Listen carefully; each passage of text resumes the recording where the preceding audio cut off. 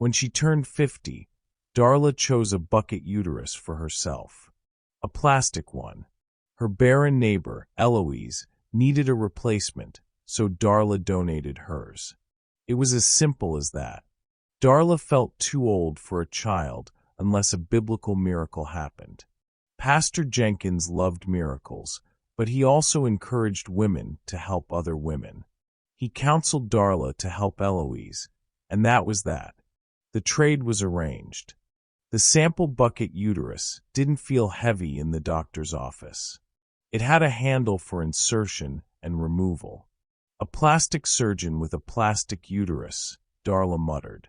She was offered other replacements: a pink balloon, Tupperware with a lid, a small safe, a whoopee cushion, and a hot water bottle like the one her mother hung on the bathroom door. The bucket was only slightly heavier than the silicone breast implants she'd briefly contemplated. "I'm doing this pro bono," the doctor reminded them both. Darla knew that meant she should pick the cheapest option. A bucket did feel like the fun yet practical choice to her. And so it was decided. Consent forms were signed, and a double surgery date was chosen. Recovery was quick for both women. Eloise's husband sat between their hospital beds in a red plastic chair. A local news channel interviewed the three of them. "How did you decide to make this donation?" the reporter asked. "Because I wanted a baby," Eloise interjected. Darla pretended she was tired.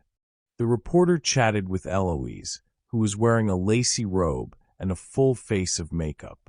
Darla suspected Eloise called the news reporter. After the first day in the hospital, Darla turned her television volume up so she didn't have to have conversations. "I'll bring you my extra zucchini," Eloise said. Eloise already gave Darla paper bags full of zucchini. "It is a body part, a one-time donation. I'm not replacing my intestines with garden hoses, even if you bake me zucchini bread," Darla said. Eloise went back to cuddling her balding husband. He seemed indifferent. Darla honestly thought he might have preferred Eloise keep her broken uterus. "I'll be pregnant before you know it," Eloise said to no one in particular. Darla knew Eloise would bake that zucchini loaf, and they'd eat it together.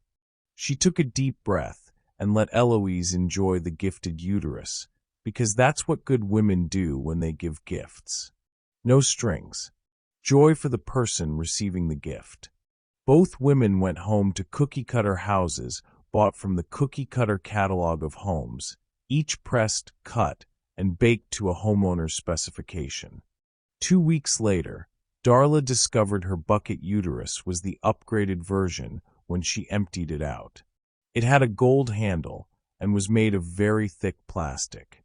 She fretted for a moment about possible surprise extra charges. Darla had been given a brief, yet thorough set of instructions from the surgeon to keep on her bedside table. She wondered what Eloise's instructions were. "Open the plastic door on your abdomen carefully. Remove the bucket. Dispose of the bucket's contents in the provided medical hazard bags." Instead, Darla emptied the bucket over Eloise's garden after it got dark. She figured she was doing the zucchini a favor. They did grow inexplicably like Jack's beanstalks. Eloise had once entered them in the state fair contest and won a second-place red ribbon. Darla had entered a quilt and afghan that also won ribbons, but somehow the bread was more important. The next month, when Darla removed the bucket, it was empty. She shook it out and ran her finger around the inside, but not one red drop fell on the vines and yellow-orange blossoms. She put the bucket back behind its little abdomen door after reattaching the plastic tubing. Eloise was at Darla's door when the sun came up the next day. "I have news," she said. "It's 6 o'clock in the morning, Eloise," Darla said. "I'm pregnant," Eloise blurted. "My cucumbers are doing their best ever, and we're having a baby." "Congratulations," Darla said. Darla meant it. For the cucumbers and for Eloise. The two women sat down together. one patting a baby bump and the other a bucket bump. They sipped tea and ate sliced zucchini bread off Darla's delicate floral china. After a socially acceptable time of chatting about babies and baby cucumbers, and a little bit about yarn and fabric scraps, Eloise walked back home. Darla took the bucket out of her abdomen for what she thought was the last time. It was still completely empty. She hung it on a hook in her kitchen. She knew Eloise would need it to gather her cucumbers.